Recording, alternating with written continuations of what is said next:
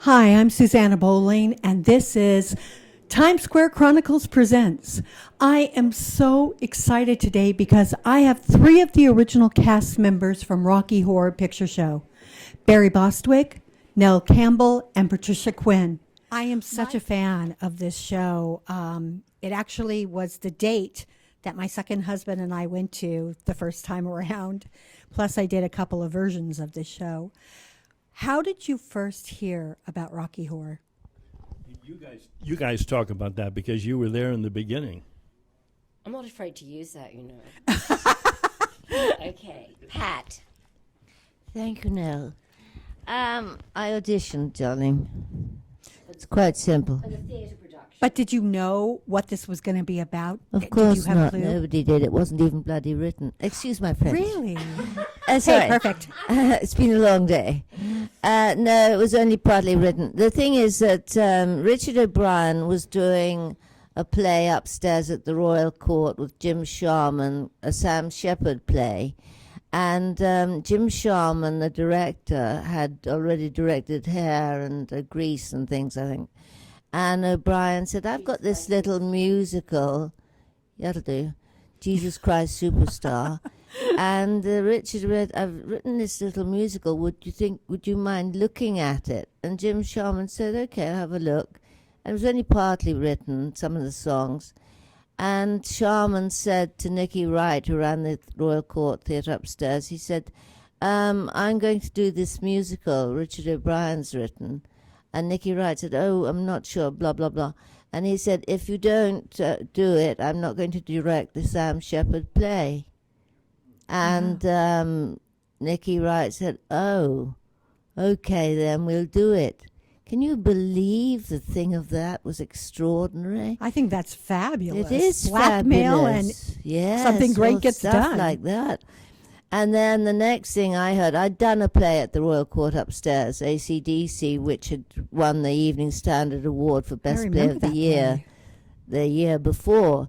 So the theatre upstairs, which is a little 60-seat room with no stage, there's no stage, just like this room in here, and 60 wooden seats, that's it. And so I'd done that, and then they said they want you to audition for this thing, some musical thing. And you have to sing a rock and roll song. And I said, I can't sing rock and roll.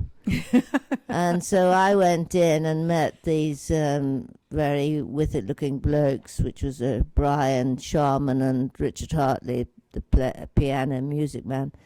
And Richard Hartley said, have you got your sheet music, please? And I said, no. And he said, well, how can I said, no, I know it's in my head. And he said, oh, right. And they all thought, I've got a right one here. And then I said, it's not a rock and roll number. It's a 1930s, you know. Over my shoulder goes one car.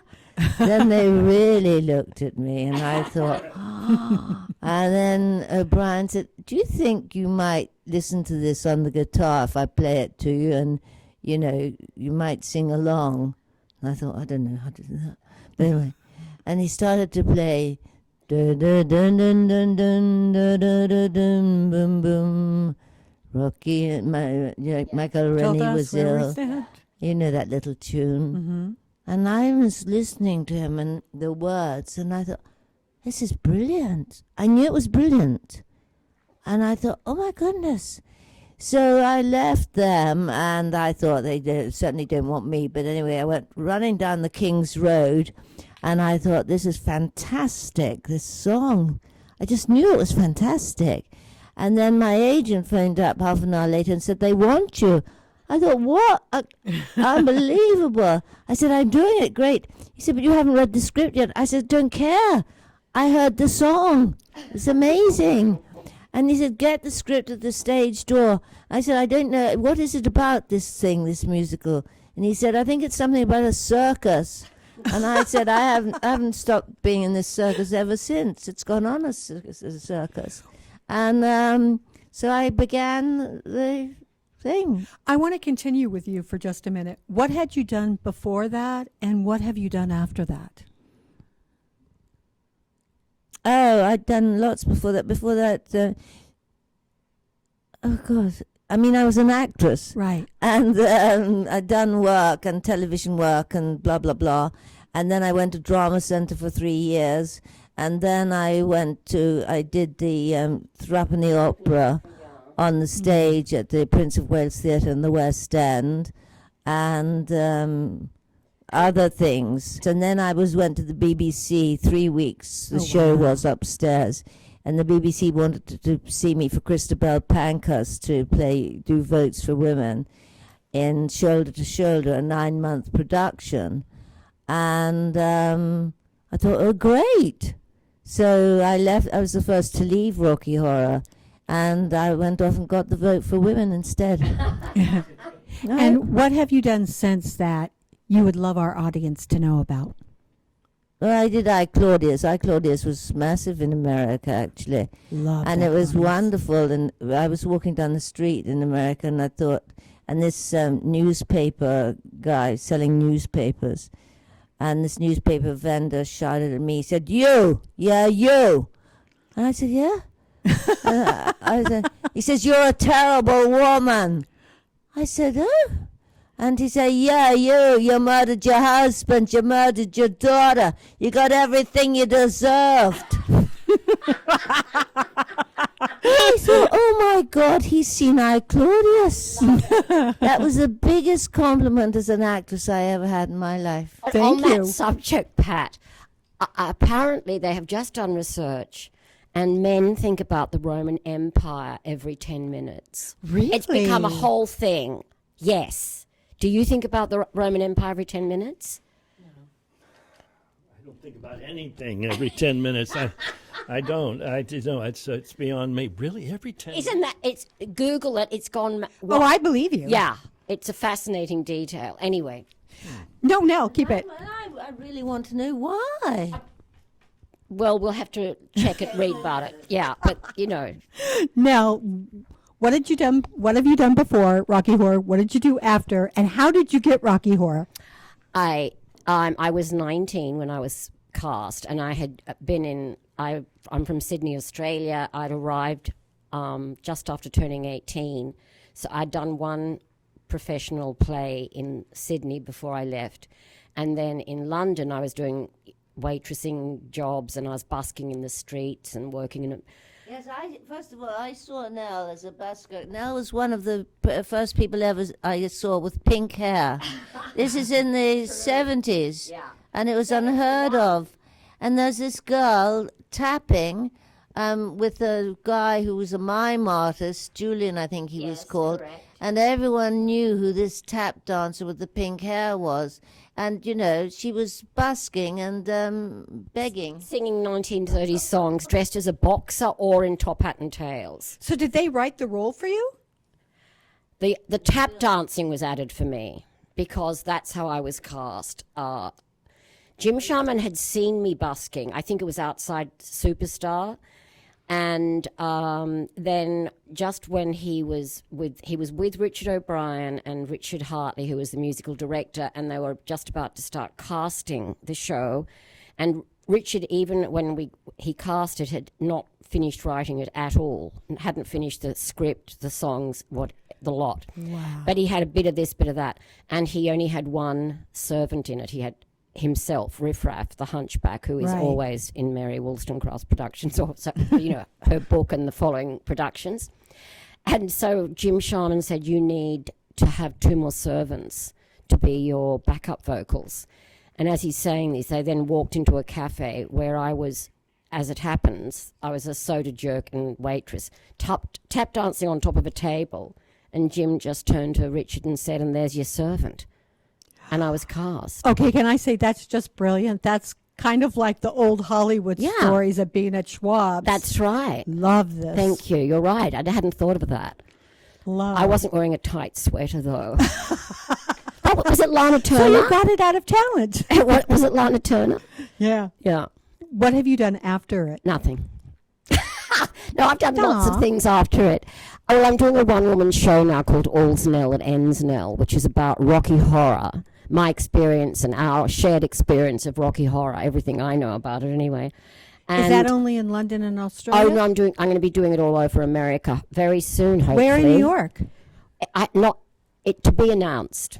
Anyway, but Well, we'd love I've done it in London and I've done it in Australia. I saw it in London at in the West End Theatre. It was fantastic. Thank you, darling. Well, just to let you know, we'd love to announce it. So when you're doing Great, it, I will we'd let you love, know. We'd love to tell people. But I then at one point I came to live in New York and I had my nightclub Nell's, which opened in 1986. Oh, I remember that. Yeah. Only I didn't know you owned it. But I know Nels. Yeah, that you put one and one together and you might get three. Yeah. Now, if I were like smart, I would have not. Put So I've had a that. very varied life. What would you like our audiences to know about you? Oh, they have to come and meet me. They have to come and meet me, and we'll discuss that one-to-one. Over to you, big boy. Okay. I have never done anything No, before or no, after. no. First question to you, Yeah. because everyone I know wants to know this question. Uh-oh. Where have you been? We loved you. We were so in love with what you Oh. did on stage. Oh, on stage. So every musical theater person that I know Yeah. is like, where did he go? Well, I did a show called Nick and Nora Right, I remember that. in the mid '90s. Lincoln Center, right? Marquee, I think, and it was such a flop, and they lost so much money on it, and I sort of said to myself, I've just invested months and months of my life into this thing, and I didn't enjoy 1 minute of it. I know it's sad, isn't it? I mean, yeah, you know, and it was like the best part of the day was when I walked out of the theater at night going to my apartment because it was such a bad experience for me. Oh, I'm really sorry. But the people who saw it, they loved it up to a certain point. You saw I it? did, and I loved it. Yeah. Well, but see, we were in previews did. for over 2 months on Broadway. They didn't Yeah, have the I money to go remember. out of town, and so every day was rehearsals change, doing a show at night, and it just got so bad, you know. And so yeah, I was, and then it lasted 10 days, and so we were working on rehearsal pay for 3 months, and then we were going to finally get paid something, and then it closed. So. Joanna Gleason was in it Joanna too, right? Gleason, yeah, Chris Sarandon. Yeah, I remember this. So that's my last experience. I You know, remember. and then I do readings and things like that, and I'll do. But to go back on stage again, you'd have to really pull my arm. Oh, I could really see you going into The Connector. Have you heard Jason Robert Brown's The Connector? No, I haven't. Oh my God, it's brilliant. Would I have to learn lines? No, you'd have to sing. Sing? Well, I could sing. Brilliant. I just want to say that I did do a Broadway show, Nine, right. with Oh, Antonio yeah. Banderas Oh and yes. Cheetah Rivera, yeah. Oh, yeah, and that's I was right. Cheetah's understudy. Oh, Did you go on? No, thank God. Who would want to go on for Cheetah, the Yeah. diva? Went in the best possible way. She Right. was the most fabulous That was a great person. production. And then Eartha Kitt took over from her. Right, so I I got remember. to meet Eartha Kitt and perform with her too. Eartha Kitt in a corset and fishnets, not unlike what's brought us here together right now, aged maybe 83, looked $1 million. Unbelievable. so you guys are doing this whole show on tour. Yeah. How many cities between the three of us? Like 100 cities all over the country? 50? I oversold it. Okay, I got you. All right, I oversold it. 50 It is a cities. lot. Yeah. And we're all going to different cities, and we bring the Rocky Horror Picture Show experience to your hometown. So wait, you guys aren't doing it together? No, we're doing Yeah. yeah. Like this. it. Yeah, Oh, no, Fell out years ago. So wait, do you play your roles or do you just narrate and then somebody else no, does? what we Q&As. We sort of are the interlocutor. We're the hosts of the evening. Okay. We go out and we do, 5, 10, 15 minutes, and then a shadow cast takes over. But there's also a costume contest. There's a virgin ceremony. Meet and greet. Meet and greet. Right, and it's all. So is it's it a fun like- evening. It's a whole evening. Is and it then they like- show the movie with the shadow cast. Is it like the old days when people they showed the film and the people Oh, did it yeah, and then more throwing than that. popcorn and right? Oh yeah, yeah, It's a and full-on experience. they sell the prop bags. The Yeah. shadow cast sell the prop bags, so you got to go and and then you yell back horribly, Yeah, I horrible didn't things. like that part. Oh well, That's gone. We agree. They've gone too far. Yeah, I like it when they're doing the show and everybody, does the thing with them. But there's too much screaming out. Don't you agree, Pat? The thing is, I went back to Rocky Horror in London on the stage for its 21st birthday. So I went into the West End to do it at a theatre in the West End. And these people then had seen the film. So when I first did the theatre, nobody talked to us because they learned that from the film. That Right. wasn't And so it was so annoying as an actress to have people shouting out at you. I You think, oh, agree. shut up, And there was this girl who was a real fan of Magenta, and she used to come every week with new things to shout at me. And I thought, I wish you would just go away, you horrible girl. Because it's so different to be on the stage acting and be interrupted. Oh, I agree. Terrific. When I did the show, the movie had already come out, so people were already doing this, and I was like, "Oh my God, I'm going to go insane." I couldn't figure out how did people deal with this. I did not know. Who did you play? Janet. Of course you did. Fabulous. Oh yeah, damn it, So- Janet. Did you, once the show came out, did you know how famous, how cultish this was going to become? Well, I don't think cult movies really didn't exist. I mean, there was, unless it was something really. King Kong.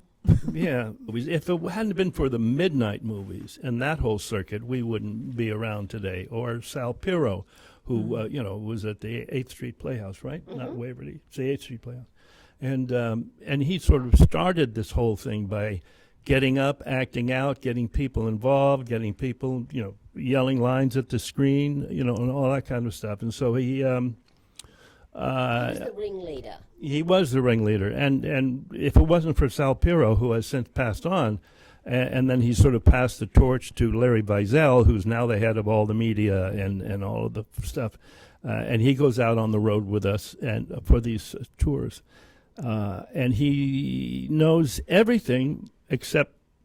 I think perhaps you know more about the Rocky Horror Picture Show, and you know more about it than I certainly do. But Larry Weisel he has a little mini museum he takes out of some costume pieces. Oh, and wow. I love the fact that you two have still such an amazing chemistry together.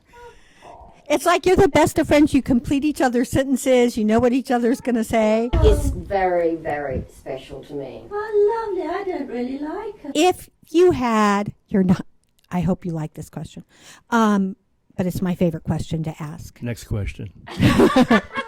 If you each had to choose a song or a cycle of songs to describe who you are, what would they be? They say that eyes are the windows of the soul, but I think songs are. And I think that it describes who you are and it lets an audience know who you are. I'm going to let you guys start. Oh my God, I haven't a clue how to answer that. I'm sure there's a witty answer. It's not meant to be witty. It's meant to have people know you. Hey, Mambo. Oh, love it. Yeah. That's quite a good one for Colombia. I agree. Patricia, are you going to answer this or no? For It's, the character. No, for you. Oh, for ourselves. Barry, do you have a song that describes who you are? You've done enough musicals, you should know them. Alone at the Drive-In movie. I love it. You don't know that song. That was from Grease. But it was from the original play, Grease. It never made the movie. That's like a lot of your songs. A lot of my songs never make the movies. You're No, they absolutely re- right. They actually rewrote them for the movie. As a matter of fact, I knew the guy that wrote them From what? For for the film. Oh, yeah. Oh, Yeah. yeah. What is your song? Right now, Another 100 People from Company. I didn't know that song, sorry. Yeah, see, it's not like people have to know them. It's more like, who are you? Yeah. And again, this question, That's honestly, Sondheim. Are you Yes. the air hostess? what? Are you the air hostess? No, she's the one that wears all black and the pearls and I is don't very remember that cynical. well. I just remember there's an air hostess in it, which seems so charming. A And stewardess. plus, I'm very into the connector Jason Robert Brown's show right now. I got one. Oh, good. What? Finishing a Hat. Love that. Yeah, Finishing the Hat. Love that. Finishing the Hat. Finishing the Hat. It's from Sunday in the Park with Sunday in George. the Park with George. I Sondheim. so wish I'd seen It talks, that. you know, You didn't? Oh, it's great. The Jake Gyllenhaal version was fabulous. yeah, Yeah, Annalie Ashford and Jake Gyllenhaal, fabulous. yeah. I just did an audition for a Sondheim show. Oh, which one? A little. A Little no, it Night wasn't- Music? No, it wasn't that. What's the one about the Far East? Oh, Pacific Overtures? Yeah. And Oh, wow. if you'd heard me sing, it was for an opera company. Uh-huh. Pat, I had to go to a singing, person to do an audition. It was the second most humiliating audition of my life after my Mamma Mia audition for Broadway. Oh, I'm sorry. So, But that's a hard show to do. Oh, I can't remember what the song was called, but I said the audition was just about 2 days after that Australian woman. Oh. What was she called? Jay Card? The Australian break dancer? I don't None know. of you know what I'm talking about anyway. I said, I am to Stephen Sondheim what J Car, whatever she was called, is to break dancing. I have to wrap this up. Sure. What haven't I asked each of you that you would like our audiences to know? My home address? Okay.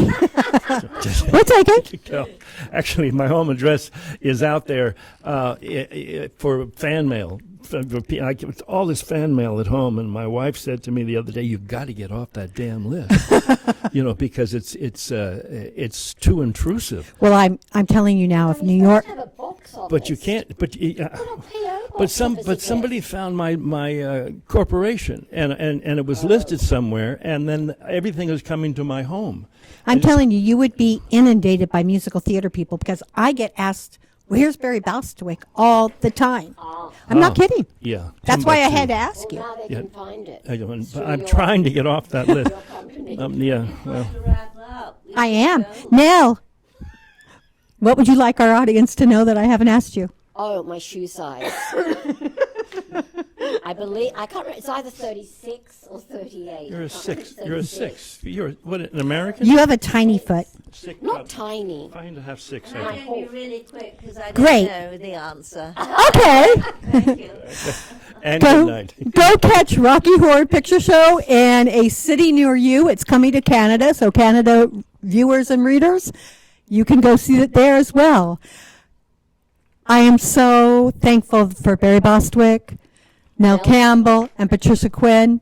I'd like to thank Magda Katz for filming us, and this has been live from the Times Square Chronicles.